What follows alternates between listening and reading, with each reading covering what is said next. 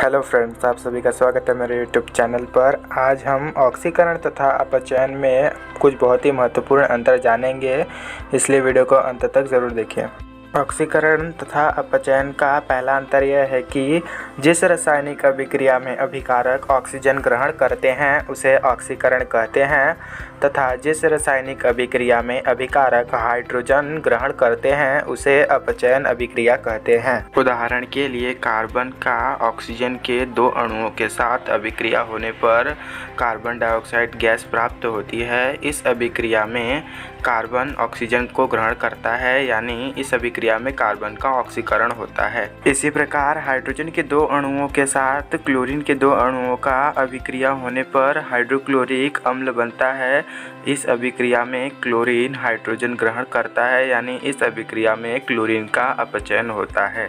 ऑक्सीकरण तथा अपचयन में अगला अंतर यह है कि ऑक्सीकरण अभिक्रिया में हाइड्रोजन निकल जाती है, यानी मुक्त हो जाती है, तथा अपचयन अभिक्रिया में ऑक्सीजन निकल जाती है, यानी मुक्त हो जाती है। उदाहरण के लिए हाइड्रोजन सल्फेट के दो अणुओं में ऑक्सीजन के दो अणु के साथ रासायनिक अभिक्रिया करने पर सल्फर के दो अणु तथा पानी के दो अणु बनते हैं।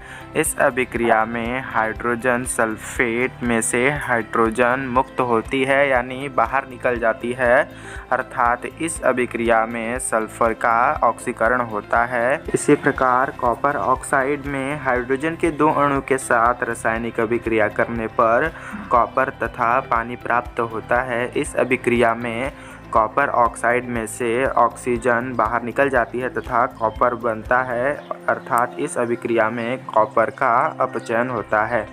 अगला अंतर है ऑक्सीकरण अभिक्रिया में धातु अथवा आयन इलेक्ट्रॉन खो देते हैं तथा अपचयन अभिक्रिया में धातु अथवा आयन इलेक्ट्रॉन ग्रहण करते हैं। अगला अंतर है ऑक्सीकरण में तत्वों की संयोजकता बढ़ती है तथा अपचयन में तत्वों की संयोजकता कम हो जाती है। अगला अंतर है ऑक्सीकरण अभिक्रिया में धन आवेश में वृद्धि होती है तथा अपचयन अभिक्रिया में धन आवेश में कमी होती है। अगला अंतर है ऑक्सीकरण अभिक्रिया में ऋण आवेश में कमी होती है तथा अपचयन अभिक्रिया में ऋण आवेश में वृद्धि होती है। अगला अंतर है ऑक्सीकरण अभिक्रिया में ऑक्सीकरण अंक में वृद्धि होती है तथा अपचयन अभिक्रिया में ऑक्सीकरण अंक में कमी होती है। अगर आप ऑक्सीडेशन तथा अनऑक्सीडेशन में अंतर जानना चाहते हैं तो आप लेफ्ट वाली वीडियो देख सकते हैं, तथा अगर आप उभयचर तथा सरीसृप प्राणियों में अंतर जानना चाहते हैं तो आप राइट वाली वीडियो देख सकते हैं।